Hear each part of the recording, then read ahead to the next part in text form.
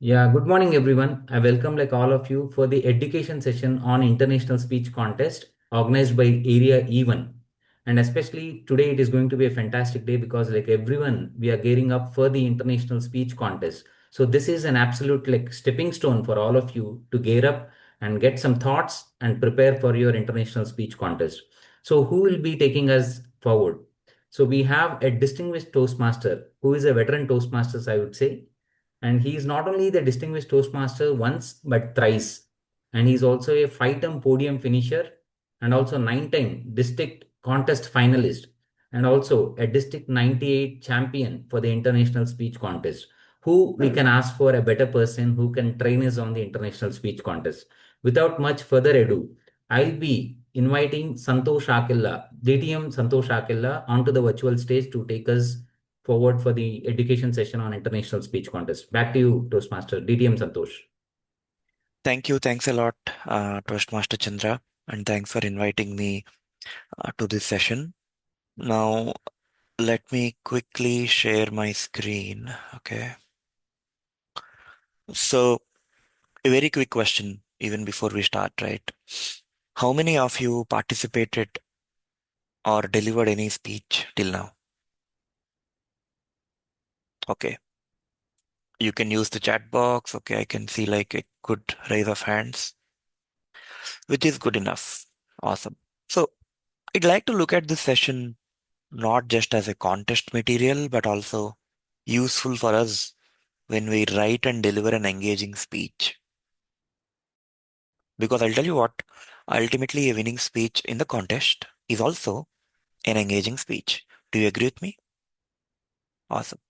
So let's get started. Now, let me ask this once again, one more quick question. I want someone to unmute and then you can probably share your response with me.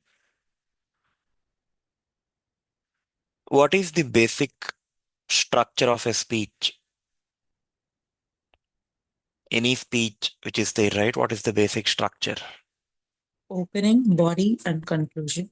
Fantastic. And why do we write a speech? I mean, is there any purpose for writing a speech? To share our experience. Right, to share our experiences. So, this is exactly what we are going to look at today. Now, what are we going to look at? Of course, we'll not be looking at everything on the screen, but we'll be looking at topic selection. How do you kind of go and find a topic for your speech? What kind of topics that you can deliver? And then you'll also look at speech structures, storytelling. Then we'll look at the verbal, non-verbal, and a little deeper into language. When I say language, we'll look at different elements of language, not essentially the grammar. Now, why do we deliver a speech? We deliver a speech to either inform, to entertain, or to inspire. And I'll tell you, most of the times, it is not like I will only deliver a speech to entertain. Of course, in stand up, we deliver, I mean, people, the stand up comedians deliver that to entertain. But except for that, anywhere, any speech that we deliver is a mix of all these three, an amalgamation of all these three. We inform, we inspire, and we entertain. It's because we need to crack some jokes in between. We need to inform, give some message. And of course, we need to give some call to action where we inspire, right? And with respect to international speech contest, the proportion of informing and inspiring will be more. Maybe 80% of the time you will inspire and inform, 20% of the time you will entertain. Whereas if you take a humorous speech, it will be vice versa. 20% you will inform and inspire, 80% you will entertain. Now, that's the difference. With that, let's get into this. Whenever I speak about this, I speak about the seven heavenly virtues. How many of you heard about seven heavenly virtues? Have you heard about seven unpardonable sins? Seven deadly sins? Same way we have seven virtues. Now, these are defined in Greek mythology, but what I have seen is when we pick up a topic, right? If we are stuck, where should I pick up a topic? This is where you can take help from. Now, these are the seven virtues like chastity, temperance, generosity, diligence, patience, kindness, humility. Okay. So, chastity is all about respecting others, temperance is physical self discipline, generosity is unselfish giving. Like, there is a speech in 2019 by Bharat Sangekar, which is about a conscious choice. He speaks about giving. And then Ramona J. Smith, she speaks about persistence. So, like this, we have different topics that people who delivered speeches. I'm linking them all these here. I have linked them on the presentation so that when I share this with you, you can click on that and you can look at those speeches as well. So, essentially, people have delivered speeches around these. Not every time, not necessary that you will pick up from this, but most of the times when you pick something from this, it's probably, resonating with people because these are the seven heavenly virtues, right? Any topic that you can pick in inspiration, you can put them into these buckets. Now, let me give you an example. Recently, I was at Chennai. I was in a hotel. And in fact, I also posted about this on LinkedIn. I was at a hotel and I was just walking by. And there were room numbers starting from 105 to 150. And all the rooms are in one straight lane. That means you will probably walk for 750, 800 meters, which is not very common in any hotel, right? Like you just have to go into that abysmal of walking, not realizing where your room number will be. It can also be behind you. You would have passed that already. But in between, somewhere I saw a small board which said room numbers 110 to 125 this side, room numbers 126 to 142 this side behind me. And that's a helping cue. And that's where I would probably put that under kindness because it's all about empathy towards the user. Someone who has designed that space who thought that, okay, maybe people have to walk in. I mean, say someone 80 years old goes there, they walk, they realize, hey, no, I shouldn't be going in that direction. Unnecessarily, they have to walk, right? Essentially.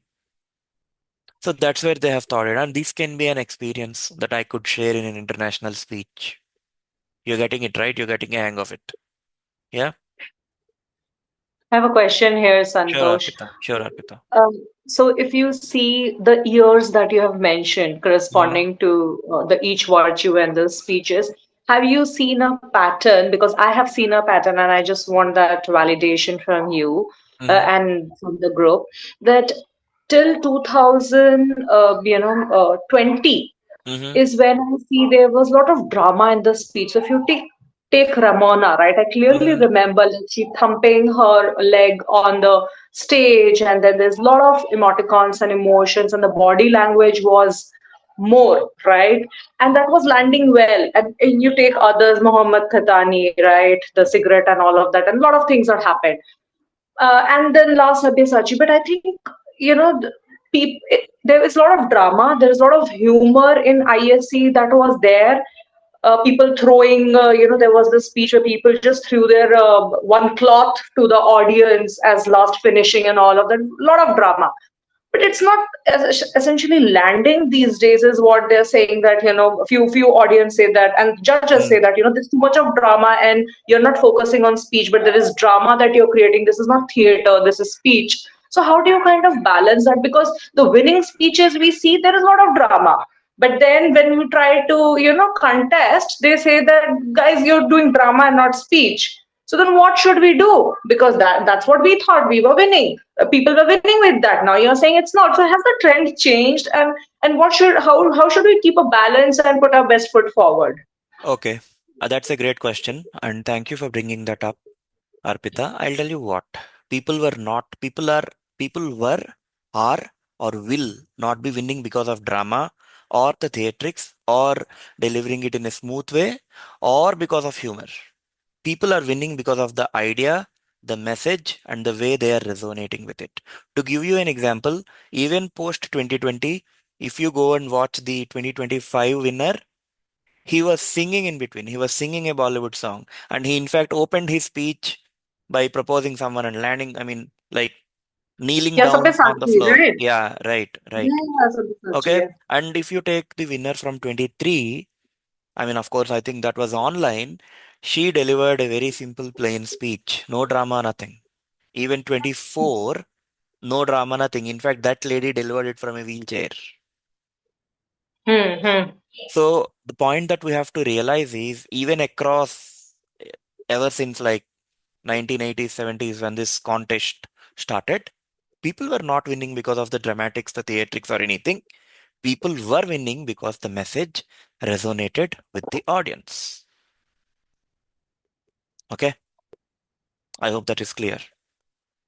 And Hmm. and to your one more specific question, what should I do? Should I go and do my theatrics? Should I go and do humor? Should I go and do a lot of drama? Should I not do anything? Should I speak very slow? I'll tell you, there is one guy. I mean, I think Presian Vasilov, the last row on this chart, he had the least number of words in his speech. He probably had around 300, I mean, 350 to 400 words. So the key is stick to your own style, stick to your own skin, Yeah, but use the your own audience don't style. know. The audience don't know what is your style, and they might think that it is your, let's say, drama, but it's actually you, and that's your personality. Those who know you, they know that you are genuine on stage. Few might think you're faking it, right? So how do you go about it? No, as I said, right, Arpita, it is not about, or okay, you may think audience don't know, but audience can know. I mean, at least a mature audience can know. See, audience may not know the tempo, the style that you are using, but audience will know how genuine you are by looking at your speech. Audience will resonate with your message, not with how you deliver it. Of course, you need to have minimum level of energy level, right? It can't be dull. We are speaking about, we are not speaking about, reducing the volume, reducing the energy or anything. We are speaking from one level. Should I go and do the theatrics or not, right? Stick to your own style. That's what I would say always. And ultimately, I'll tell you what, this is a contest. There is a human element involved in the judging. But our duty is to go and be ourselves. That's why I started with saying delivering an engaging speech, not delivering a winning speech, not winning the international speech contest, not probably uh, doing theatrics, right? So the idea is one, you deliver a message that resonates with so many maximum number of people in this world. And number two, you deliver a speech in your own style with your own authenticity.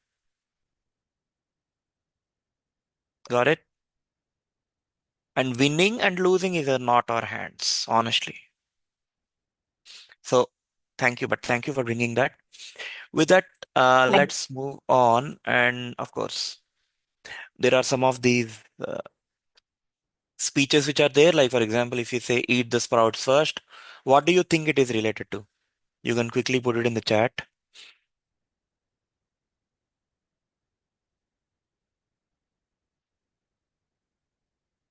What do you think it is related to? Eat the sprouts first. I mean,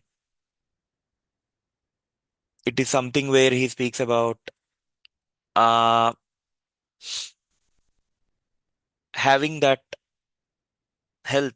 Okay, Murthy says health. Okay, probably I should also build that context to you guys. Like in this speech, Aditya Maheshwaran speaks about how do you kind of have that willpower to wait till you do. So this is related to willpower.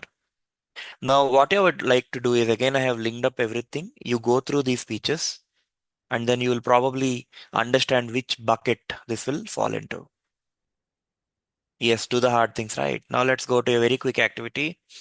This is all about storytelling, and we'll look at how do you make these stories or create these stories. So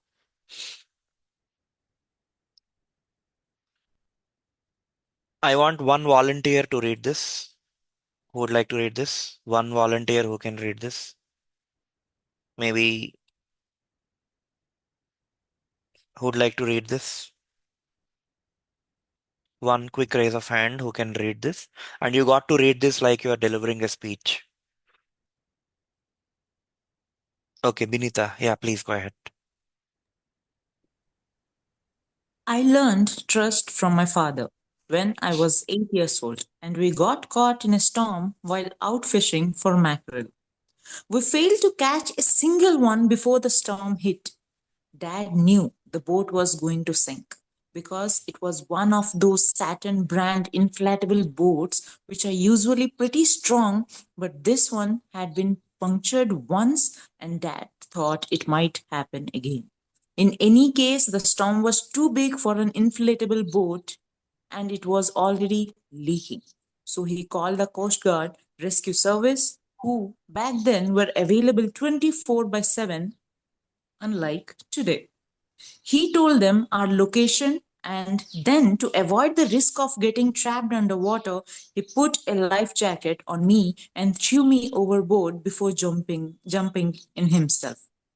We then waited for the Coast Guard to come, and sure enough, 15 minutes later, the helicopter showed up. I think it was a Sikorsky MH-60 Jayhawk, and we were fine. I'm Awesome. done, Ashish. Thank you. Thanks a lot, Binita. Now I'd request one more person to read the second story as if you're reading it. I mean, as if you're delivering a speech.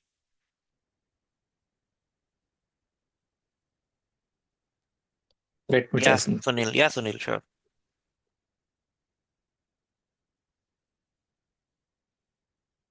Yeah, who wanted to read?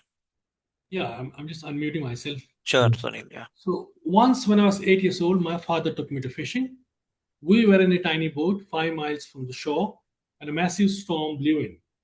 Dad put a life jacket on me and whispered in my ear, "Do you trust me, son?" I nodded. He threw me overboard. I kid you not, he just tossed me over. I hit the water and bobbed up to the surface, gasping for breath.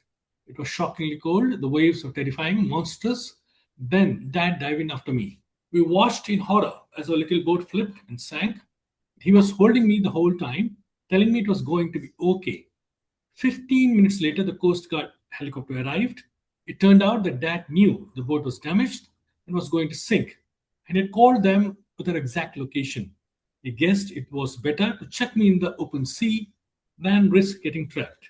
And the boat flipped. And that's how I learned the true meaning of the word trust. Awesome. So what differences do you find? I mean, someone else, what differences do you find between the story one and story two? Story one was more like reading an essay, and story two was descriptive, as if someone was sharing their experience. I felt like I was there with them. Right. What else?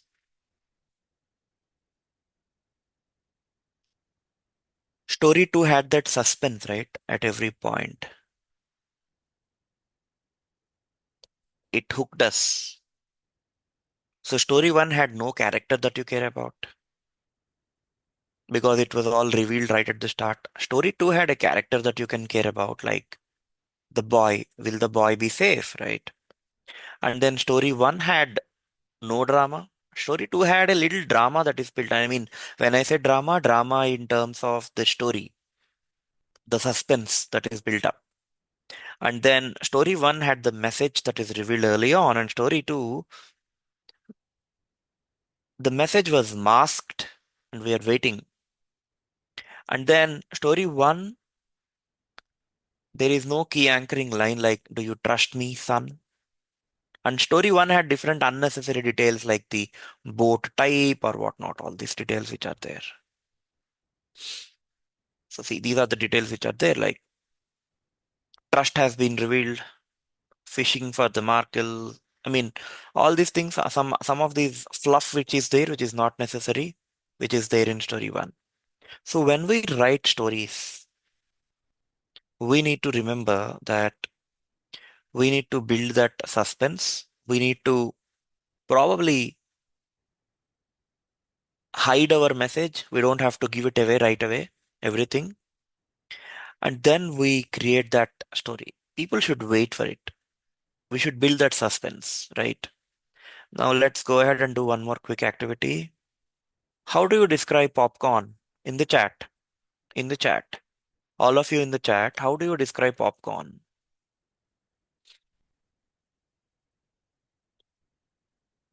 How does it taste?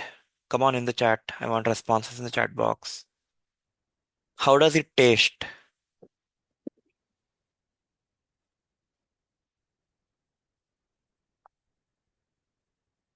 Awesome.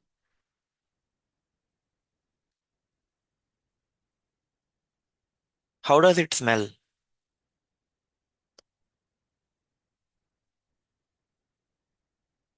Based on flavor we want to add, right? Melting cheese. How does it look?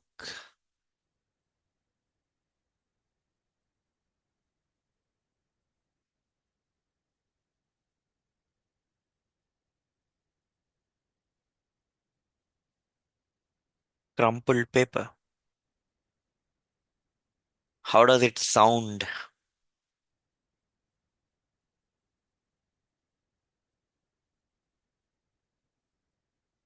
How does it feel?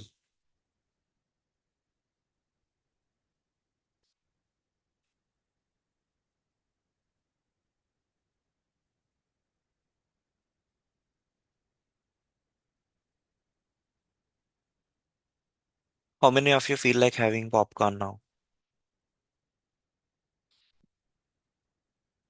Asish says he wants to eat popcorn, right? See. So this is the beauty of creating those descriptive, vivid imagery. Say you are going through the tank bund, you will not just say, hey, I was at the tank bund, but you will say, I was at the tank bund, I could feel the breezes, right? So let's look at some examples. Vivid details, paint a picture in the minds of the audience. Use figurative language, simile, analogy, and metaphor. Now, what is a simile? What is a metaphor? What is an analogy? Now, simile is saying something is like something else, like life is like a box of chocolates. Metaphor is saying life is a box of chocolates. An analogy is saying something is like something. It's like a simile, but giving an explanation. Like life is like a box of chocolates. You never know where you are going to get, right? The more examples, I want some people to read these now. Someone can read this. Yeah, I can. Her last minute smile to me wasn't a sunset. It was an eclipse. The last eclipse noon dying away to darkness where there would be no dawn. Awesome. The waves rolled along the shore in a graceful, gentle rhythm, as if dancing with the land. Someone else to read this?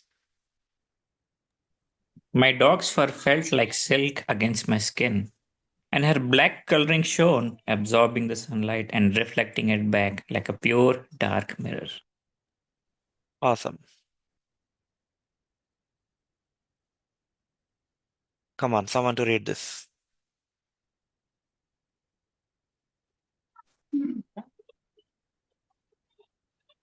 The painting was a field of flowers, blues and yellows, atop deep green stems that seemed to call the viewer in to play.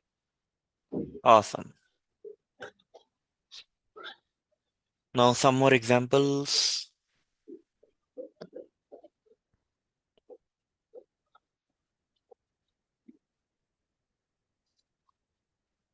The idiosyncrasy of the town is smoke. It rolls sullenly in the slow folds from the great chimneys of the iron foundries and settles down in black, slimy pools on the muddy streets. Smoke on the race, smoke on the dinghy boats, on the Yellow River, clinging in a coating of greasy soot to the house front, the two faded poplars, the faces of the passers-by. These are some of the examples. And then the triads, like the union or the group of three, for example, that's the truth, the whole truth, and nothing but the truth. The good, the bad, and the ugly.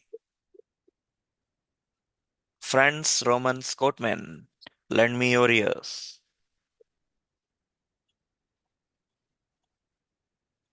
We must pick ourselves up, dust ourselves off, and begin again the work of remaking America. So we have these, now again we have alliterations. Now what are alliterations? Words, series of words that begin with the same sound, like Fred's friends fried fritters for the Friday's food. Kim's kid kept kicking like crazy. So this is the idea. The idea when you want to use good language is not using complex words, but the beauty is putting simple words together. Simple words together. Now the reason I'm running you through these is I wanted to get into that depth of storytelling and how do we use words. Because honestly, if I'll tell you, topic selection, how do you write, the storytelling, these are the three important things. The delivery, your mentor will probably guide you. Not probably, will definitely guide you. So finally to close, right? I mean, we saw the topic selection and then we saw the 7 heavenly virtues using which we can select the speech topics. And thanks to the question from Arpita, it doesn't matter whether you are using theatrics or not. What matters is, are you delivering a message that will resonate with so many people across the globe? And then we saw storytelling and we saw how do you play around with the language, not using complex language, but putting together simple pieces and creating a beautiful output. With this, I'm open for any questions that we have now. I think we have around 10-15 minutes more, so let's spend a lot of time on questions.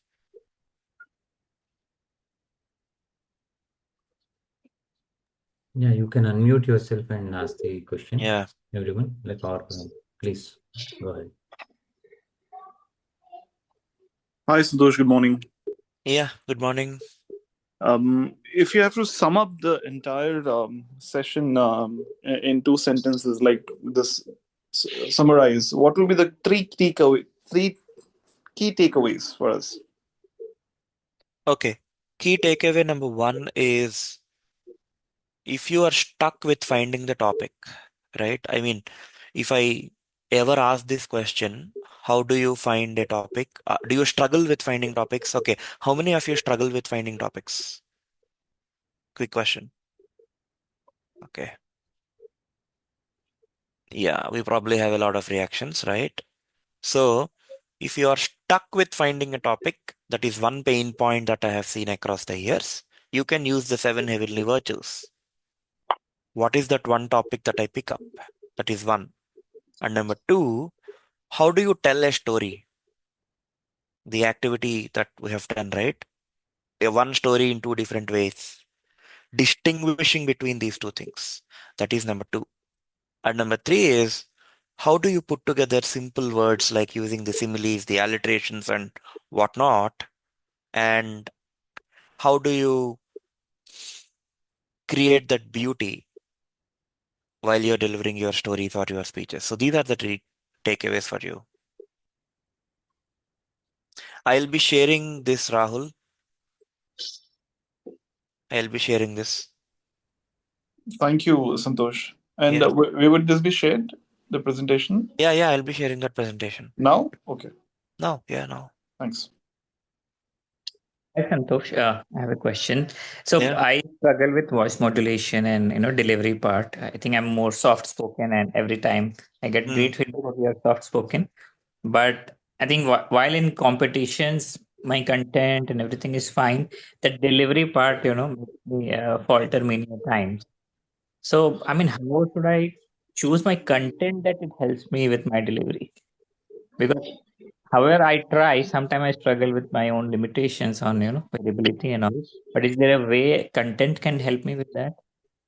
Ashish, that's a Great. beautiful question because, yes, if you are a soft spoken person, don't take a lot of kinesthetic topics. Like, don't take topics where you went for hiking, or don't take topics where you are just doing some bungee jumping or a party or anything, because that doesn't reflect, right? You probably can choose the softer aspects that we do, like say in an office, in during a yoga session or whatnot. So definitely that helps, right? I mean, select the topics that vibe with your energy essentially. And in fact, I do that. I'm not someone, I mean, I know my strengths. I know that I can engage people. I know that I'm good with humor. I know that I can use stories that connect. I always take these topics. Thank you. And does including characters will help? Because I think little bit of voice modulation and that effect can we create including characters. So speaking about characters, right? Every speech should have some character, right? One character that helps you get the redemption, one character that helps you get into the problem, or your own self that gets you into the problem. So yeah, it helps having characters. And one more point, when you have characters, right? Most of the times we look at any speech, it's if you look at any of these winning speeches, they have a blend of narration and dialogue. Because when we have characters, we tend to do a lot of dialogue, or we tend to do a lot of narration. You get the difference, right? For example, if I say, Chandra has called me before a couple of days asking to do this session. That is narration. Dialogue is, before a couple of days, Chandra has called me, and this is how our conversation went. Hi, Santosh. Hi, Chandra. Can you do a session for us? I was like, yeah, I'll do it. So this is the dialogue, right? Now, dialogue is the proper active voice that you show. Narration is the passive voice that you tell, like, hey, this is what has happened. Have a mix of these two. And especially when you're doing the redemption part of it, use the dialogue. Yeah. Santosh, just building on top of what Ashish just asked. ठीक है कर देंगे yeah, tell me. Somebody, Hmm. somebody needs हम to सब give मिलके me. कर देंगे जो भी है. कर देंगे हाँ. Okay, so my question was, what is your stab on voice modulation? So when we are into dialogue, let's say two people obviously would have different voices, different pitches. So tell me an example. Should we, like, if someone is shrill, right, versus someone is like, so should we like imitate, or someone is old, should we imitate that, or we keep our own voice and then just by changing left and right and kind of give that it's like two people's conversation, rather than when you say Hmm. voice modulation, what exactly do we do?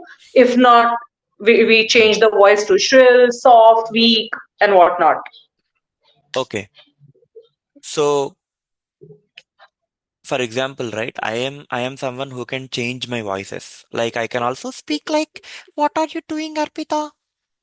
Okay. Now, if you have that ability to mimic different voices, I would say yes, you go and do it. If you don't have it, you don't have to change your voice. You don't have to change your tone to making it look like this. But what you can do is, probably an old person, they speak little slower. Hi, Arpita. How are you doing? Now, see, you're not changing your voice, but you're changing the rate of speech. When there is an intense situation, people tend to, hey, you know what, the train is going, let's rush. You okay, right? You got it, right? Hmm. You change the pace. Hmm. When there is an intense situation, you speak faster. When some old person is speaking, they speak slower, right? So you can play around with the rate of voice or the tone of voice. You can play around with both the things. That's how I would do. And it's And okay, right? Like it's not like your marks will be deducted if you're like changing your tone or like, can I do this? Versus yeah, can I do this? So it's right. absolutely okay from a scorebook perspective, the evaluation Yeah, perspective. yeah, Okay, it's because like absolutely. when I talk to different people give different that you should not change. Some say you should change. So it's like feedbacks and directions coming and guidelines from so many people in from different sides, and everybody, trust me, has like different stake on it. So it's like I'm just taking more opinions. No, Thank you. that's good. Yeah. See, again, the reason different people have different takes on it is because I will tell you what, I'll tell you an example. This is something related to mentorship. This is not related to the speech, but this is what I believe in. And this is actually the thumb rule. If you go and watch any of the Simon Sinek's videos on YouTube, that is what he says. Say I have to mentor someone to go from point A to point B. I should not tell them how will I go from point A to point B and ask them to go in that way. I need to help my mentee go from point A to point B in their way. They may want to run, they may want to crawl, they may want to walk, they may want to just dance and go to point B from point A. So it's important that we identify our own strengths. It's a simple SWOT analysis that we have to do. What is my strength? What is my weakness? What is my opportunity? What is my threat? And that's why even when I was answering, who is that guy? VPM of Banjara Hills. Yeah. Okay. When I was answering VPM of Banjara Hills, I told him, Afros. yeah, Afros, sorry, Afros. I think that's hidden on the Zoom chat. Yeah. Even when I was answering Afros, I said, since you have a softer voice, you pick those topics. It's a pure strategy, right? And if you cannot change a lot of voices, that's where you will play around with the pace, the rate at which you speak. Rate is something that anybody can do, if not changing the tone, right? So that's how you do it. And just one last question from my side Yeah, is on the body. So for on sure. stage, like somebody here spoke about, the content is good, Mm, what they feel actually. They feel that they're engaging with audience and all of that, but like the coverage of the stage or the body language, are there any tips like, this is what we say as per guidelines, how much of the top of the body, hand, a frame of body movement that should happen? It should not go left, right, outside. Too much of walking should not look like, you're strolling. So can you just give some tips there on, sure, covering the stage and the body language piece of delivery? sure. So when it comes to body language, it doesn't mean that for every word that you speak, you will do an action. But what you do is, say there is a movement of time, there is a chronological order that is going. I would suggest from a contest perspective, use the entire stage. But again, that doesn't mean that you just keep walking there, burning calories. You probably wear that smartwatch and then you'll go and see that, hey, I have completed 2000 steps, right? You don't do that. But what you do is, when there is a logical transition in the speech, you can use the stage. And because we use two to three stories, you can easily cover the full stage. And when I speak about stage movement, it's not just horizontal. When you go to the division or area, even sometimes, it's also the vertical stage movement, like how far and how close are you coming? When you are making an important point, you come closer. When you want to, you can a little bit move backward as well. It's the rectangle that you cover, it's not the line that you cover. And it seems like walking because people normally tend to cover the line and not the rectangle. You will go from here, you start from here, you go here, 2, 3, in the center, 4, 5, 6. Then people will not feel that you are walking, right? If you go in a straight line, people will feel that you are walking. Why is he walking from here to here? So that is one.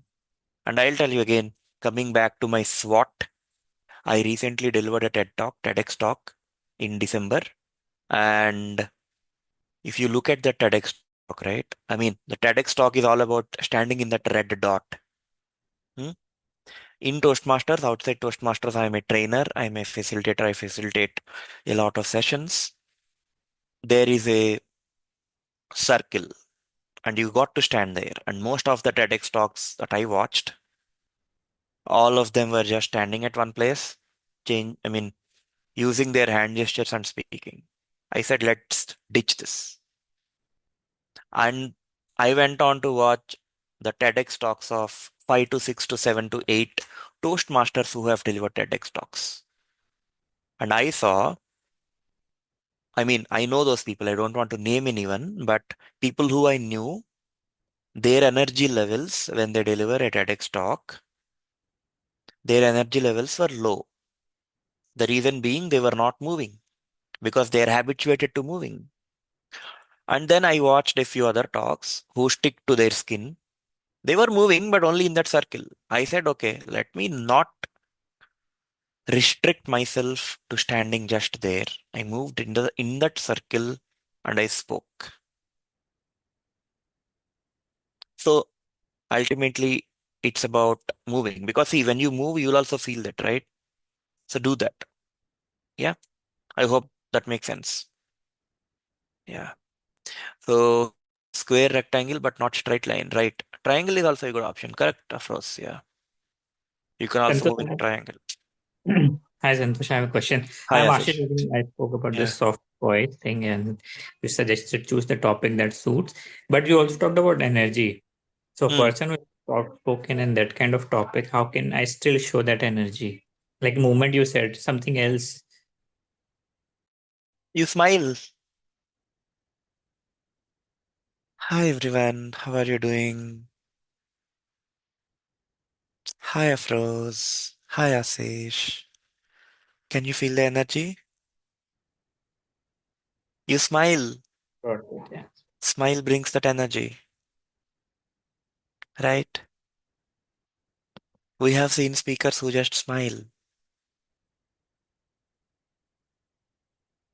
and they deliver, and you'll love them when they deliver something. And this is pretty much useful in evaluation contest also. So just smile. Yeah, Afros. Hi, Santosh. Hi. Um, I have a personal challenge that I'm navigating through while delivering speeches. I would like to take your opinion on that. Hmm. I was told content is the king. You mentioned the word theatrics while you were Hmm. speaking. Hmm. And I try to focus a lot on the content that I deliver. Hmm. And to an extent that even a day before the speech, I tend to, make changes, improvements, enhancements wherever I could. Overall, you prepare your speech and then you do the micro changes as in when you keep practicing and keep improving. So that is one. What is the best practice there? Number one. And second, I see, even if the content is good and great, delivery is like, very professional and but there are other participants who do a lot of theatrics and and they take away the engagement. So I'm confused as to should I also engage myself in, although I engage by asking questions and things which involve the audience, but I'm more on the and I try to add a little bit of humor. But then I see people jumping around and trying to excite using the voice and things like that, and they somehow audience likes that more. I feel depends on the audience also. If I'm not wrong, I need your opinion on that. So where should I focus? What should I do on the contest? Sure. With respect to the contest, Yeah. what I do is I lock my content 10 days before the contest. That is locked and closed. And I digest that content. When I say digest it, I get it. I can do it. I'll come to a level where I can make incremental 2-3% changes here and there. That too again only 2 to 3% of changes. And sometimes if there is a lot of humor in the speech, I'll also prepare for two different conclusions because I have to be in the time limit of 7.5 minutes, right? So the key rule is one, digest the content, get into that, get that into your skin, and then you can make little incremental 2, 3, maximum 5% changes. That is the rule number one. And coming to audience engagement, again, same thing that I told to Arpita. You should engage. See, there are multiple ways of engaging the audience. I'll tell you one, okay? Now, you can ask everyone, okay, let's do this, okay? Say I need to speak about an idea, okay? Do with me. Idea, Idea, intent, intent, action. action. That's an activity. You can make everyone do that. You don't have to do theatrics for this. Idea, intent, action. Let them do with you. That's it. Okay. Or you can ask people to do different activities. Like you can probably, in one of my speeches, I was using a slide. It is not necessary. I mean, it doesn't matter. It doesn't mean that you should not use a slide in international speech contest.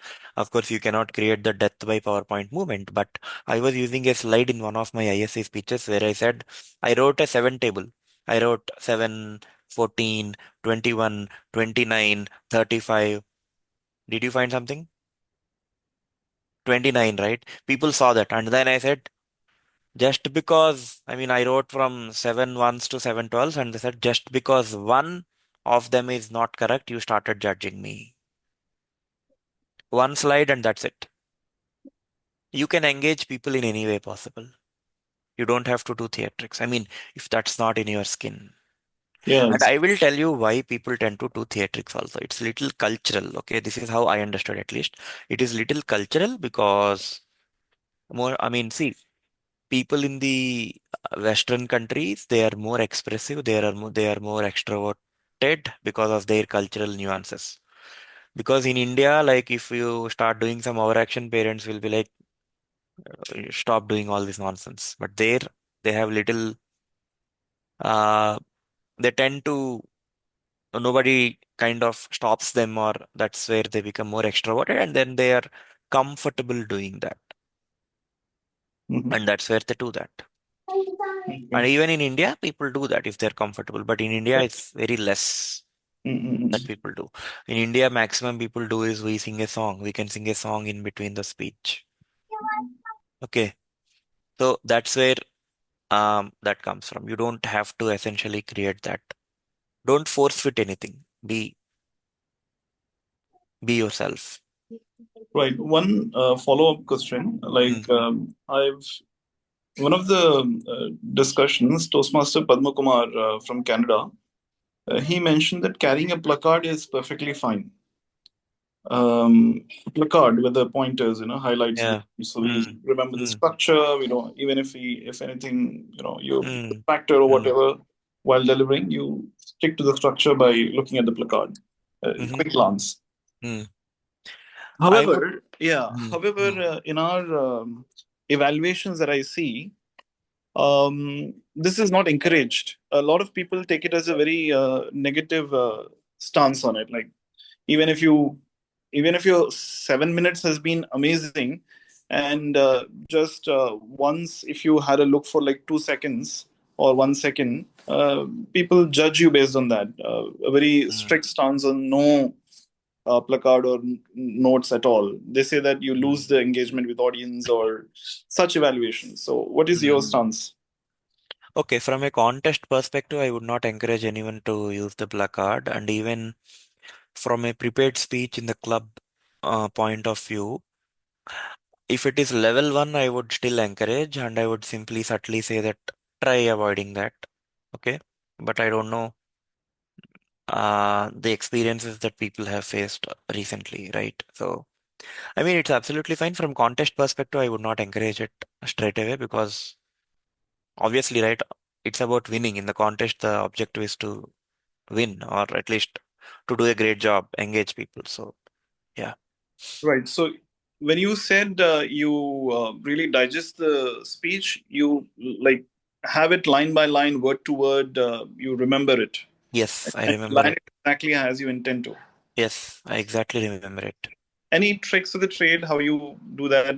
You just practice it over and over again, or is there Yeah. a structure to it? Or No, just practice it over and over again. Mhm. Okay. And one difference that comes, maybe I'll take one last question. Okay. Yeah, I was about to tell Yeah. like Rahul also raised a hand Yeah. for a Yeah. long Yeah. time. Rahul, like maybe you wanted to go ahead and ask your question, and also Yeah. you can see the message in the chat window. Ashish has a question. Yeah, Rahul, please go ahead. It was not a question. I was just supporting that why prompts were not Okay. supported at 10. Yeah, yeah, sure. Thanks, Ashish. I think Rahul, please Hello. can go ahead and ask. Hi, my question is how to keep the audience engaged in your speech. Hmm. There are certain times in my speech when people lose connect.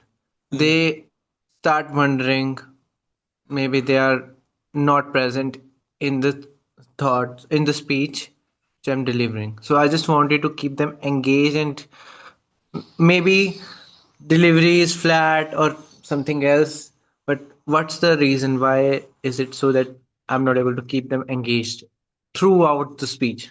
Okay. Now, the basic premise of engagement, the two stories that we saw, right? Are you building that suspense? Are you asking them? Are you wanting them to listen more to you?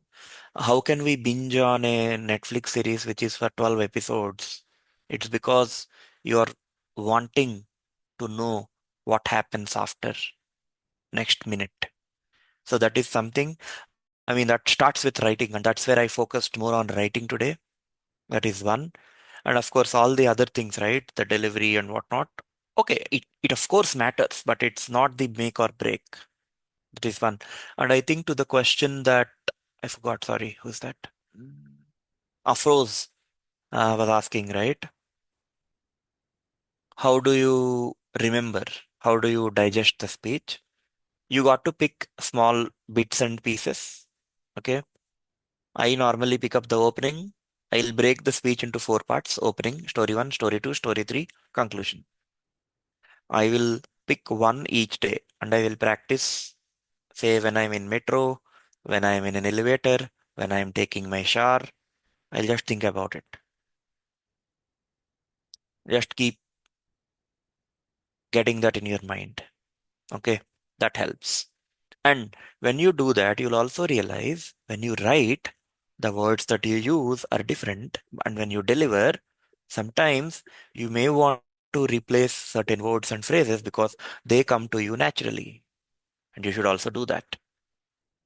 Yeah, that's it. That's the key. You should chunk it and then use it. Okay. Then Arpita, you have unmuted, so we'll take this one and then we will close. Yeah. So, like this 3P concept, right? Story one, story two, story three. Is there any other strategy which you would say, like, because like people are cautious and they feel like, my story might overrun. But, if we don't stick to and if we remove, we see the story and we see the yellow and we are like, we had planned for three, but time is less. So let's just skip one. And then it just breaks the structure, right? So instead of 3P, is there any other strategy which you would say and which would be like as a winning strategy as well for Okay. the content structure? Okay. I mean, when I said story one, story two, story three, it does not mean that you need to have 3 stories. In fact, in my winning speech, I used 2 stories. I also used 1 story sometimes. And writing 1 story is a very difficult thing because you need to be as descriptive and as engaging as possible. Normally, I go for 2 stories maximum. Okay. Yeah. And see, it is not necessary that you have to follow like, okay, for example, see, Santosh was born, Santosh had a problem, then problem 1, problem 2, problem 3, then Santosh realized, hey, one light bulb moment, and then Santosh is good now. You don't have to do that every time. Hero movement like Yeah, winning and right, okay. right. You can also try something different. Okay. So, as my point was, when you practice it, you got to break it down into 4 logical segments that make sense for you. All right, I think we addressed like all the Yeah. questions. We are on the top of the hour. I Mm. request like everyone to please quickly come onto the video if you're comfortable for a quick group picture, as well as like we'll also thank DTM Santosh for his time for being an education speaker today. Santosh, Everyone like you would like to come onto the video? Yeah, we will give 5 seconds. 5, 4, 3, 2, and 1. Yeah. Thank you. I think other folks, would you mind coming to the video? All right, like let me quickly go ahead. Okay, I've taken that. I think okay, Rahul is missed out. Like Rahul, I see you. I'll take one more. One more. All right, like yeah, I think we're good. Yeah, I think we are on top of the hour. I would like to thank DTM Santosh on behalf of all of us for taking your time. And also, it's so valuable for us, especially like while we have the international speech contest coming up, a small token of gratitude from Area E1. So, thanks for being the educational speaker for us today. Thank you. Thank Yeah, you. thank you. Santosh, Thank can you you all. drop the presentation, please? Yeah, I'll do that. Perfect. I'll do that. Thanks for taking this session, and Chandra, amazing for arranging this for us. Yeah, thank you. Thank you. Thank you. Thanks all. Thank you so much. Thank you.